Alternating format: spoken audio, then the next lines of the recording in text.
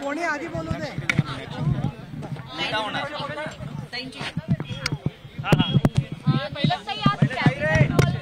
बैठक बोलवण्यात आली होती, ज्यामध्ये वेगवेगळ्या क्षेत्रातल्या महिलांचा सहभाग होता. महत्वाची बैठक होती, कारण विधानभवनातल्या कॅबिनेट हॉलमध्ये प्रथमच महिला आयोगाच्या संदर्भात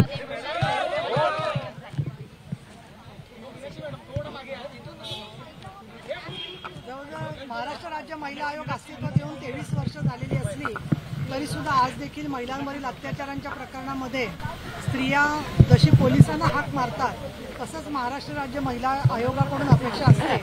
आज आपली सगळी सामाजिक संघटनांच्या सोबत बैठक झाली. त्याला आदिती तटकरे, मंत्री महिला बाल विकास विभाग, तसंच राज्य महिला आयोगाच्या अध्यक्षा रुपाली चाकणकर यांच्याबरोबर विविध क्षेत्रातल्या फार मान्यवर कार्यकर्ते उपस्थित होते. त्याच्यात अंजली दमानिया, निर्मला सामंत प्रभावकर, शीतल म्हात्रे, चित्रा वाघ अनेक जणी त्या बैठकीला उपस्थित होत्या. आणि मुख्यतः जो सारांश निघाला त्याच्यामध्ये राज्य महिला आयोगाला जी पदं आहेत त्याच्यामध्ये काही त्रुटी आहेत त्या भरण्याच्या संदर्भामध्ये सरकारने भूमिका घेतलेली आहे. त्याचबरोबर आयोगाच्यासाठी इमारतीची व्यवस्था केलेली आहे आणि आयोग पोलिसांचा भरोसा असेल, पोलिसांच्या दक्षता कमिट्या आणि कौटुंबिक संरक्षण कायदा या सगळ्याचा समन्वय करून पोलिसांनी वेळेमध्ये चार्जशीट दाखल करावं. त्याचबरोबर केसेसचा निपटारा लवकर व्हावा. समझोता होत असताना समुपदेशन करण्याबरोबर महिलांच्या सुरक्षिततेला महत्त्व देण्यात यावं आणि पुरुष वर्गाचाही सहभाग याच्यामध्ये वाढावा याच्या संदर्भात चांगली चर्चा झाली. लवकरच या वेगवेगळ्या विषयावर आम्ही बैठका घेणार आहोत. काहींनी लेखी निवेदनं दिलेली आहेत, पण ही पहिली आणि शेवटची बैठक नाही आहे. पुढच्या काही काळामध्ये महिलांवरच्या अत्याचारामध्ये एकत्रितपणे काम व्हावं म्हणून आम्ही विभागीय बैठका सुद्धा घेणार आहे. त्याचबरोबर आदिवासींच्या बरोबर काम करणारे कार्यकर्ते, सामाजिक विविध घटक जे आहेत त्यांच्याबरोबरचे कार्यकर्ते यांच्यामधून या शासनाने जी आदिशक्ती मोहीम घेतलेली हाती ती मजबूत करण्यासाठी सुद्धा काम केलं जाणार आहे.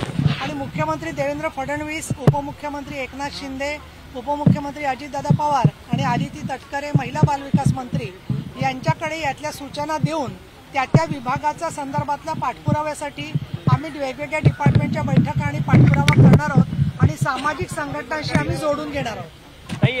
खरं तर आज तुम्ही एकीकडे महिला अत्याचाराच्या संदर्भात कॅबिनेट हॉलमध्ये बैठका घेताय, परंतु महाविकास आघाडीच्या महिला नेत्यांकडनं राज्यपालांची भेट घेतली जाते. महिला आयोगाच्या अध्यक्षांना त्या पदावरतून काढून टाकण्याच्या संदर्भात त्या महाविकास आघाडीच्या महिला सगळ्या एकवटलेल्या आहेत.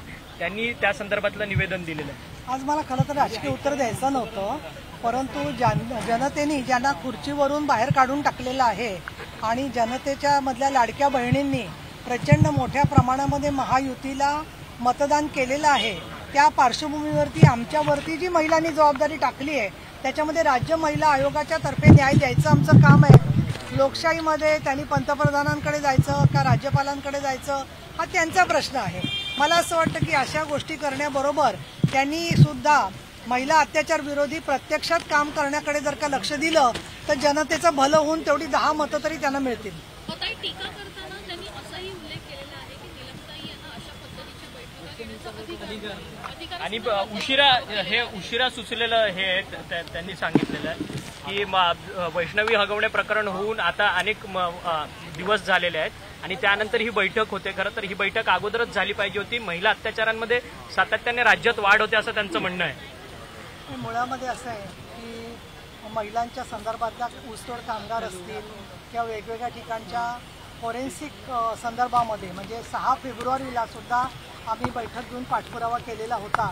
पण आम्ही फक्त बैठका घेऊन थांबत नाही, तर त्या महिलांचा FIR लिहिला जावा, साक्षीदार त्यांच्याबरोबर टिकावे आणि कोर्टामध्ये शिक्षा व्हावी म्हणून आम्ही सातत्याने प्रयत्न करत असतो.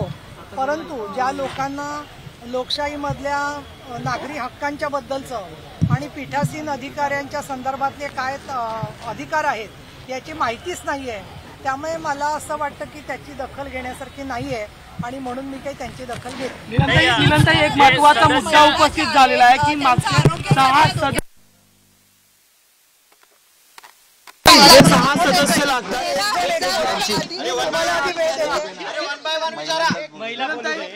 उपसभापती म्हणून हिला आधी वेळ देते मग तुम्हाला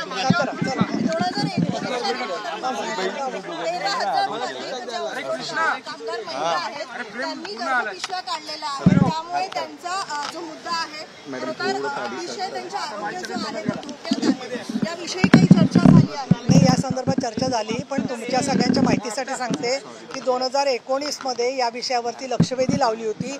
त्याला हिस्टेरेक्टॉमी म्हणजे गर्भाशयाची पिशवी काढून घेण्याची शस्त्रक्रिया, हे 4 शब्द सुद्धा बऱ्याचशा लोकांना माहीत नव्हते.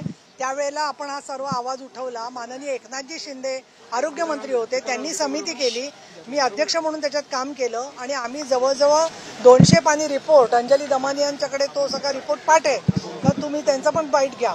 तर ती सगळी माहिती दिलेली आहे, सूचना दिल्या आहेत. सरकारकडून ही माहिती समोर आलेली आहे की या महिलांना 843 महिलांना ही नोंद कशामुळे झाली, तर सरकारने नोंद घ्यायला सुरुवात केली, ऊसतोड कामगार महामंडळ केलं, पण मुळामध्ये त्या ठिकाणचे साखर कारखानदारांबरोबर जे मुकादम मजुरांना घेऊन जातात, ते मुकादम ज्या प्रकारचं काम करतायत त्यांच्या MOU मध्ये किंवा करारामध्ये या महिलांच्यासाठी काही गोष्टीच्या